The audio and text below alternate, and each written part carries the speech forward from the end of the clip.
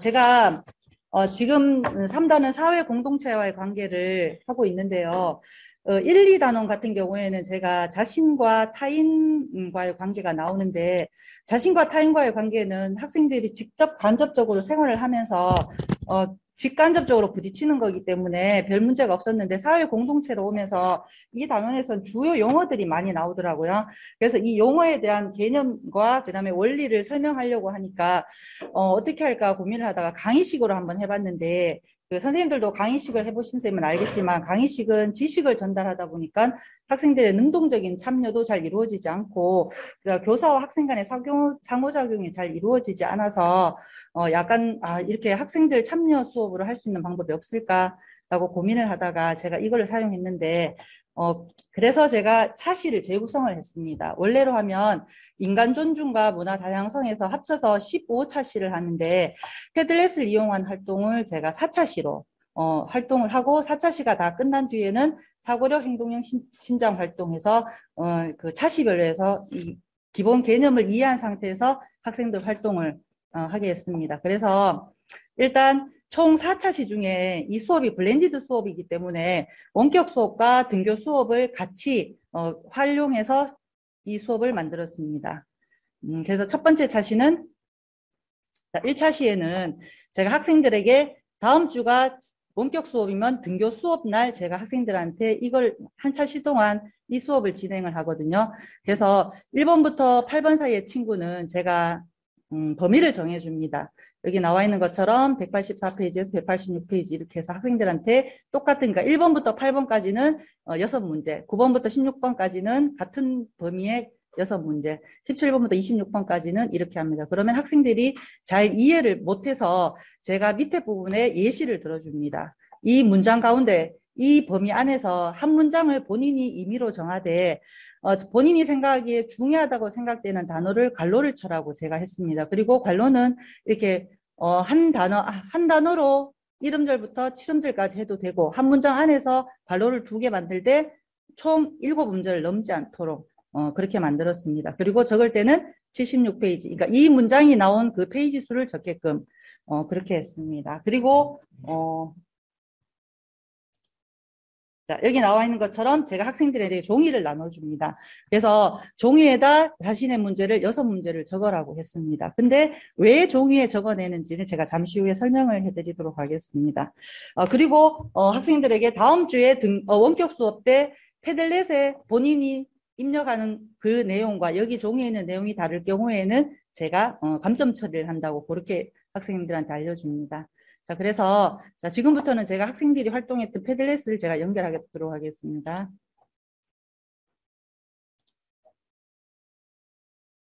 자, 그 다음 시간이 이제 원격 수업이 되겠죠. 원격 수업 때 이 부분을 연결하기 위해서는 선생님, 교사가 먼저 이렇게 선행 작업을 해야 되는데, 아까 종이에 적은 부분을 학생들이 여기에 적기 쉽게끔 이렇게 1번부터 8번까지는 요 페이지 안에서 이렇게 세 문제, 세 문제, 세 문제, 세 문제 이렇게 미리 교사가 선행 작업을 합니다. 그리고 여기에 입력하는 방법도 이제 학생들한테 알려줍니다. 그래서 여기 학생들한테 입력하는 방법은 자기 번호에 찾아가서 해당되는 페이지에 찾아가서 플러스를 하라고 합니다. 그러면 제목이 나타나면 자신의 반번호를 적으라고 합니다. 그래서 뭐 2학년 1반 11번이다. 그래서 홍길동 이렇게 적으라고 합니다. 그리고 교과서에 저번 시간에 종이에 적은 내용을 교과서에 그대로 옮겨 적으라고 했는 그 내용을 그대로 여기에다가 뭐 1번 뭐 몇 페이지 뭐 21페이지 그 적은 내용을 여기에다가 그대로 이렇게 학생들한테 적으라고 합니다. 그러면 학생들이 자신의 교과서를 보고 저번 시간에 종이에 적은 내용을 여기에 적도록 하고, 여기에 발행을 누르면 본인의 그 내용이 올라간다. 이렇게 제가 학생들한테 알리고, 그리고 선생님들이 이 부분에 대해서 알아야 될 게, 여기 보면 공유 또는 삽입이 있는데 여기 프라이버시 변경이 있는데요. 학생들이 입력할 수 있게끔 작성 가능으로 바꿔주셔야 합니다. 읽기 가능으로 바꿔주시면 학생들은 보기 기능만 있고 작성 기능은 못하도록 되어 있기 때문에 작성 가능으로 바꿔주시면 됩니다. 그리고 뒤로 하고. 그 다음에 또 여기 보면 밑에 부분에 클립보드로 링크 복사가 있는데 이 사이트가 복사가 됩니다. 그래서 복사가 돼서 그 채팅창에 이 부분을 다시 붙여넣기를 하면 학생들이 동시에 접속할 수 있게끔 그렇게 합니다. 그래서 학생들이 입력한 부분이 이렇게 나옵니다. 그래서 동시에 학생들이 이 작업을 하게끔 이렇게 링크를 시켜주면 이렇게 학생들이 전부 다 동시에 이렇게 입력을 하게끔 이렇게 되어 있습니다. 그래서 중단원당 세 문제씩 적으라고 했기 때문에 지우 같은 경우에는 여기 세 문제, 여기 세 문제 이런 식으로 학생들이 입력을 합니다. 입력을 하는데 이렇게 입력하면 시간이 짧기 때문에 저는 또 그동안에 어떤 활동을 하라고 하냐면 자기가 낸 문제뿐만 아니라 다른 친구들이 낸 문제를 그대로 책에다가 적으라고 합니다. 적는 게 아니고 줄을 그으라고 합니다. 페이지 수, 앞에 적혀 있는 페이지 수를 찾아서 이 부분이 그대로 있기 때문에 이 부분을 줄을 긋고 괄호를 쳐라고, 똑같이 이렇게 괄호를 쳐라고 합니다. 이렇게 되어 있고, 저는 그동안에, 요거는 1시간 동안 이루어지기 때문에 이 시간 내에 본인 거는 입력을 다 할 수 있겠죠. 그리고 다 입력하고 난 뒤에는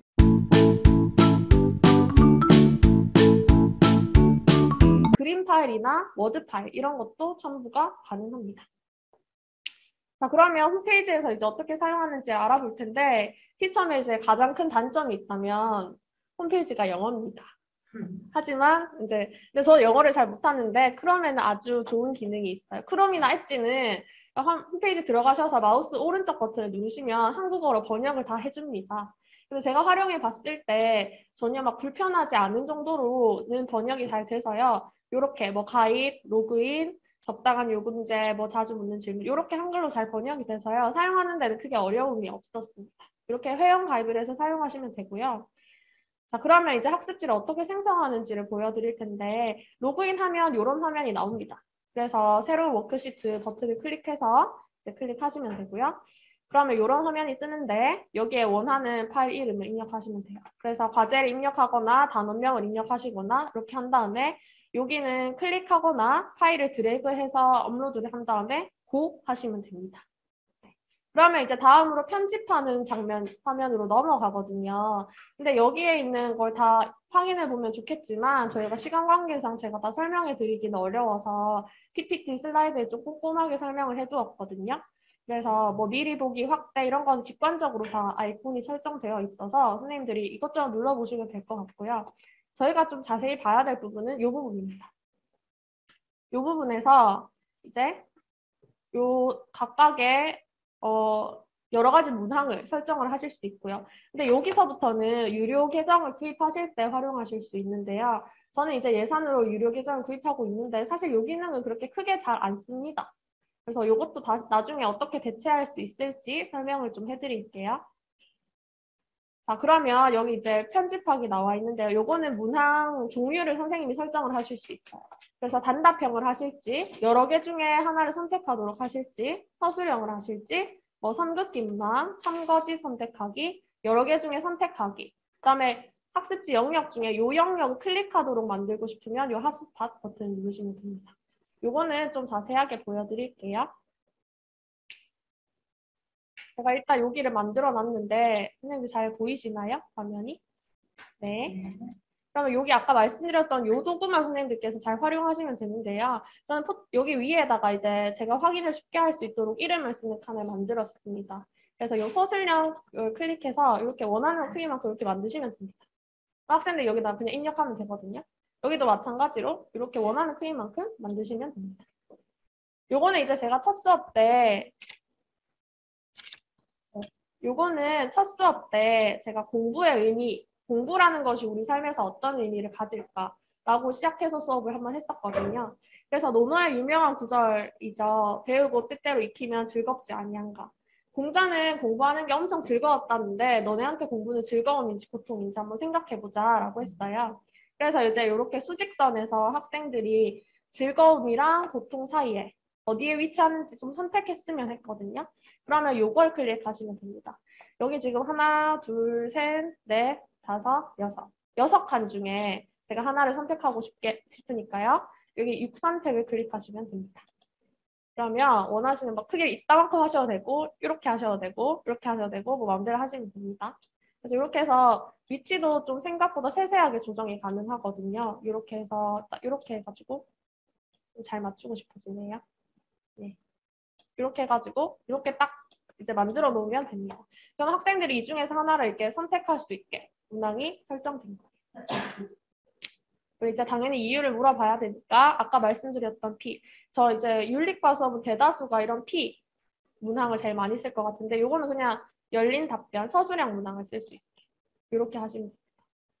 그래서 또 엘빈 토플러가 이제 한국의 학생들은 시간을 낭비하고 있다라고 와서 강연에서 한 말이 있죠. 그래서 요거를 소개하면서 여기에 대해서 너는 동의하는지 하지 않는지 또 물어봤거든요. 그러면 제가 동의한다랑 동의하지 않는다 둘 중에 하나를 선택하기를 바라니까 이때는 드롭다운을 쓰시면 됩니다.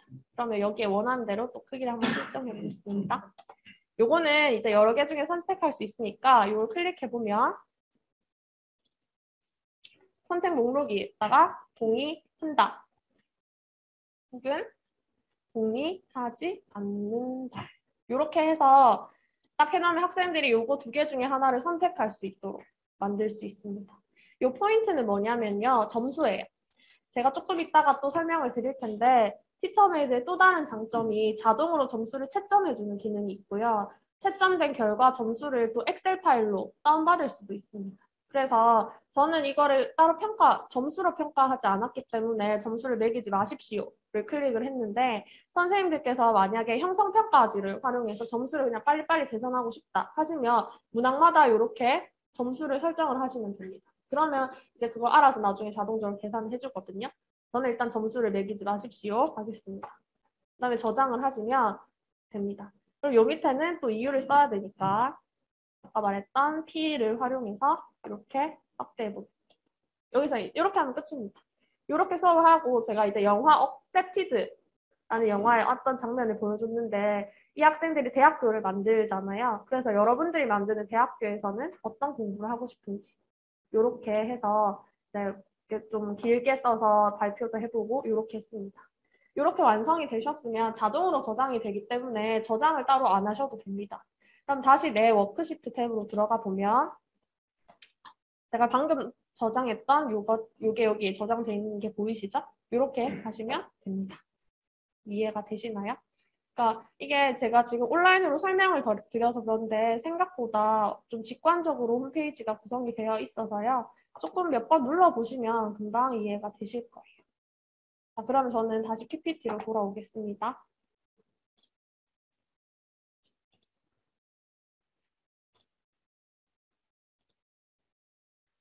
PPT 하면 잘 보이시나요? 네. 네. 아까 말씀드렸듯이 저장된 그 학습지를 다시 클릭하게 되면 이제 공유를 하실 수 있습니다. 학생에게 쓰기 권한 범위를 주셔야 된다고 질문을 해주셨는데, 제가 방금 보여드린 그 박스 안에만 학생들이 자유롭게 쓸 수 있습니다. 그래서 권한을 따로 부여하거나 뭐 이렇게 범위를 설정할 필요가 없습니다.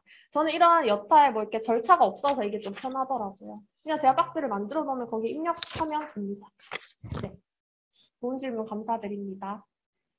자, 그러면 이제 다시 돌아와서 이제 이거를 학생들한테 공유를 해야 되는데요. 여기 이름에는 이제 할당한 과제나 단원명 이런 거 입력해 주시면 되고, 요거는 이제 과제 제시 방법인데 그냥 티처 메이드로 제시한다 이렇게 클릭을 해주시면 되고요.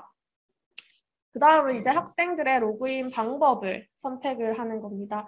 학생들이 이제 들어올 때 여기에다가 이름 또는 아이디 사용을 하시고 선생님께서 학번이랑 이름으로 로그인하도록 안내를 하시면 돼요. 그러면 학생이 로그인할 때 이렇게 화면이 뜨거든요. 그러면 1학년 몇 반 누구 장민규 이렇게 해서 들어올 수 있도록 이렇게 설정하시면 됩니다.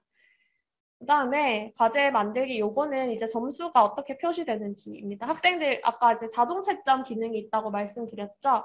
그래서 학생들 제출 받으면 점수가 자동으로 나오는데 점수만 표시될지 전체 중에 몇 점 이렇게만 표시될지 전체 중에 몇 점 중에 100점으로 환산했을 때 점수까지 같이 표시될지 100점으로 환산된 점수만 표시될지도 선택이 가능하시고요. 여기 밑에 두 개는 이제 학생들이 과제를 냈을 때 그리고 나중에 다시 돌려받았을 때 자기가 점수를 확인할 수 있을지 없을지까지도 선택하실 수 있습니다. 그러니까 생각보다 기능이 굉장히 세부적으로 저희가 원하는 기능들이 많이 들어가 있더라고요. 그다음에 요거 도구도 그냥 성격에 따라서 좀 선생님들께서 적절하게 선택하시면 되고 요 생각까지 넘어오시면 이제 끝났습니다. 선생님께서 잘 아시듯이 이렇게 링크를 공유하시면 되고요. 아니면 학교에서 구글 클래스룸을 사용하시는 경우에는 구글 클래스룸으로 바로 연동이 되기 때문에요. 구글 클래스룸에 바로 공유를 하셔도 되고 학교에서 만약에 MS 팀즈라는 플랫폼을 사용하실 때는 또 MS 팀즈로 공유가 가능합니다. 학생이 구글 계정이 있어야 하냐고 질문을 해주셨는데요. 좋은 질문 감사드립니다. 구글 계정이 없어도 됩니다. 이게 만약에 구글 클래스룸에 공유를 하려면 학생 계정이 당연히 있어야 되니까 그렇게 로그인을 하냐고 묻는 건데요. 저는 말씀드렸다시피 구글을 잘 못하기 때문에 그런 거 없이 그냥 학생들이 자기 이름 치고 들어올 수 있도록 설정되어 있습니다. 그래서 이것도 되게 큰 장점이라고 느껴졌어요. 저희가 자주 사용하는 줌이나 웨이론 같은 실시간 화상 플랫폼은 대부분 채팅 기능을 가지고 있기 때문에 이거를 복사해서 링크를 공유해 주시면 되고요. 만약에 오프라인으로 수업을 진행하실 때는 이거를 QR코드로 변환하셔서 제시하시면 됩니다. 시간 관계상 QR코드 만드는 법까지는 설명을 못 드리지만 네이버 QR코드라고 네이버에 검색하시면 네이버가 알아서 다 해줍니다. 네. 이렇게 하셔서 이렇게 공유를 하시면 되고요. 이제 공유를 하시면 학생들이 제출하면 이렇게 보이는 것처럼 학생들이 자기 이름을 친 대로 이렇게 이름이 나옵니다. 네. 그리고 여기 점수도 보이시죠? 점수도 이 학생은 결석을 했거든요. 그래서 0%라고 나옵니다. 저는 이제 평가를 이렇게 얼만큼 채웠는지 저는 이제 점수를 따로 설정하지 않았기 때문에 얼마큼 채웠는지 퍼센트로 나오고 있고요. 그래서 요거를 클릭하면 학생들이 실시간으로 제출한 과제 수행 상황을 실시간으로 확인하실 수 있습니다. 그래서 제가 아까 말씀드린 것처럼 좀 짧고 논리가 좀 부족하다 하는 학생들은 다시 써보라. 여기를 좀 보완해봐라. 이렇게 하면 학생들이 다시 제출하면 됩니다. 여기는 이제 제출이 일시가 나오는데 선생님들께서 만약에 과제를 제출하도록 과제를 부여하신 경우에는 기한 내에 제출했는지 여부도 쉽게 확인하실 수 있습니다. 자, 그럼 여기 점수 버튼을 클릭해서 이제 애들의 결과물을 보여드릴게요. 여기 김땡땡이라는 학생이 이렇게 썼습니다. 이것도 진짜 좋은 기능인데 이제 점수 채점 방식을 자동으로 채점할지 선생님이 같이 채점할지 선생님 혼자서 채점할지 또 선택하실 수 있고요. 그다음에 이것도 진짜 좋은 기능인데요. 선생님이 글로 코멘트를 하실 수 있습니다. 여기에 대해서 이런 내용이 좀 보충됐으면 좋겠다라고 글로 이렇게 코멘트를 하셔도 되고 여기 보면 그리기 도구가 있거든요. 밑줄을 그린다든지 별표를 그린다든지 마음대로 그림도 그리실 수 있고요. 여기 스티커가 좀 귀여운 것들이 있습니다. 전 스티커를 좀 자주 사용하는데 막 이런 거 막 웃는 거 막 몇 개 붙인다든지 이렇게 하셔서 선생님들이 원하시는 대로 피드백을 하신 다음에 학생한테 돌려주는 기능까지 있습니다. 그럼 학생들이 이제 다시 돌려받아서 그 부분을 또 다시 보완해서 다시 제출하실 수도 있습니다. 요거를 제출한 걸 그대로 인쇄하실 수도 있고요.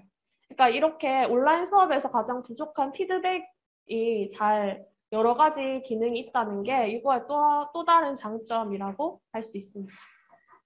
자, 이렇게 피드백까지 다 끝나면 다시 여기 페이지에 돌아보면 여기 행위라는 버튼이 있는데요. 액션을 누르게 되면 아까 말씀드렸듯이 채점한 점수를 엑셀 파일로 저장하실 수도 있고 다시 학생들한테 다시 풀어보게 할 수도 있고요. 그 다음에 다시 풀어서 다시 제출받은 것을 다시 채점하실 수도 있습니다. 그래서 굉장히 이제 여러 가지 방면으로 피드백을 활용하실 수도 있어요. 그러니까 여기 있는 기능들이 굉장히 다양한데 이 중에서 선생님들께서 편하신 것만 그냥 골라서 사용하시면 됩니다. 그래서 제가 이걸 설명하다 보니까 슬라이드가 많아졌는데요. 이거 가지고 계시면서 선생님들께서 좀 활용하시면 될 것 같습니다. 괜찮은. 네. 여기 혹시 또 다른 네. 제 발표는 여기까지고요. 혹시 또 궁금하신 점 있으신가요? 제가 시간 안에 발표를 하느라 좀 말이 빨랐는데 죄송합니다. 네. 혹시 또 궁금하신 거 있으신가요? 피드백 내용도 자동 저장되냐고 이제 물어봐 주셨는데 좋은 질문 감사합니다. 이것도 다 저장이 됩니다. 제가 아까 보여드렸던 거 다 4월 달쯤에 3, 4월